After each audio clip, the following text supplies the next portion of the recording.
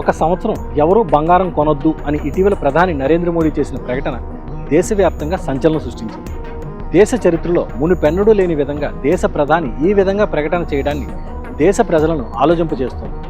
ఎన్ని సంక్షోభాలు, ఆర్థిక మాంద్యాలు వచ్చినా ఏ ప్రధానమంత్రి చేయని విధంగా నరేంద్ర మోడీ చేసిన ఈ సూచన సాధారణమైనది కాదని ఆర్థిక నిపుణులు స్పష్టం చేస్తున్నారు. వాస్తవానికి ప్రధాని నరేంద్ర మోడీ చెప్పిన ఈ జాగ్రత్తల సారం ఒకటే: విదేశీ మారక ద్రవ్యాన్ని ఆదా చేయడం. అసలు ఇప్పుడు ఎందుకు అలా చేయాలి? ఇప్పుడే అంత కష్టం ఏమొచ్చింది అనే సందేహం అందరికీ కలగొచ్చు. కానీ మరోవైపు 2 నుంచి 3 ఏళ్లుగా బంగారం ధర పెరుగుతూ కొత్త రికార్డులు సృష్టిస్తోంది. వీటి దిగుమతికే మన విదేశీ మారక ద్రవ్య నిల్వల్లో అధిక శాతం ఖర్చయిపోయే పరిస్థితి నెలకొంది. ఇరాన్పై అమెరికా, ఇజ్రాయెల్ యుద్ధం మొదలు పెట్టడానికి ముందు మన భారతదేశ ఫారెక్స్ రిజర్వ్ దాదాపు 69.4 లక్షల కోట్లు. కేవలం ఈ 2 నెలల్లో అవి $690.69 బిలియన్ తగ్గిపోయాయి. 2025-26 ఆర్థిక సంవత్సరానికి గాను ముడి చమురు, బంగారం, మందులు, ఆహారం, సెమీ కండక్టర్లు, ఎలక్ట్రానిక్ ఉత్పత్తులు, ఇతర ఉత్పత్తులు, సేవలు అన్నీ కలిపి మన దిగుమతుల బిల్లు $775 బిలియన్, అంటే దాదాపు 73.86 లక్షల కోట్లు.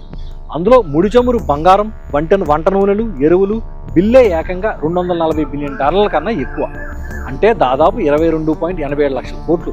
ఇలా దిగుమతుల కోసం మనం ఎక్కువ ఖర్చు చేయాల్సి వచ్చే కొద్దీ మన ఫారెక్స్ నిల్వలు మరింత వేగంగా కరిగిపోతాయి. అలా కరిగిపోతే ఏమవుతుంది అనే సందేహం కలగవచ్చు. అలా కరిగిపోవడం వల్ల మన దేశ ఆర్థిక బలం తగ్గిపోతుంది. డాలర్ విలువ పెరిగిపోయి రూపాయి విలువ తగ్గిపోతుంది.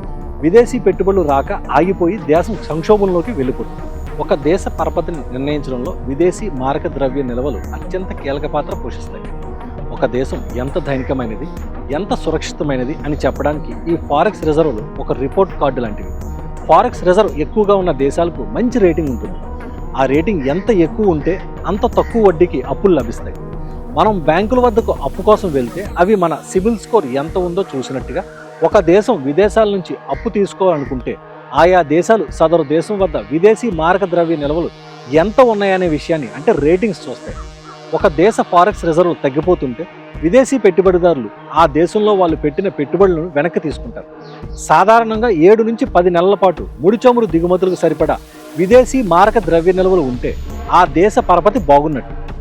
1991లో మన దేశం వద్ద కేవలం 2 వారాలకు సరిపడా మాత్రమే విదేశీ మారక ద్రవ్య నిల్వలు ఉన్నాయి. అందుకే మన బంగారాన్ని లండన్కి పంపి తాకట్టు పెట్టాల్సిన పరిస్థితి వచ్చింది. ఇప్పుడు మన వద్ద విదేశీ మారక ద్రవ్య నిల్వలు దాదాపు 9 నుంచి 11 నెలలకు సరిపడా ఉన్నప్పటికీ పరిస్థితులు మన చేతుల్లో లేవు. పశ్చిమాసియాలో యుద్ధం ఇప్పట్లో ముగిసేలా కనిపించట్లేదు.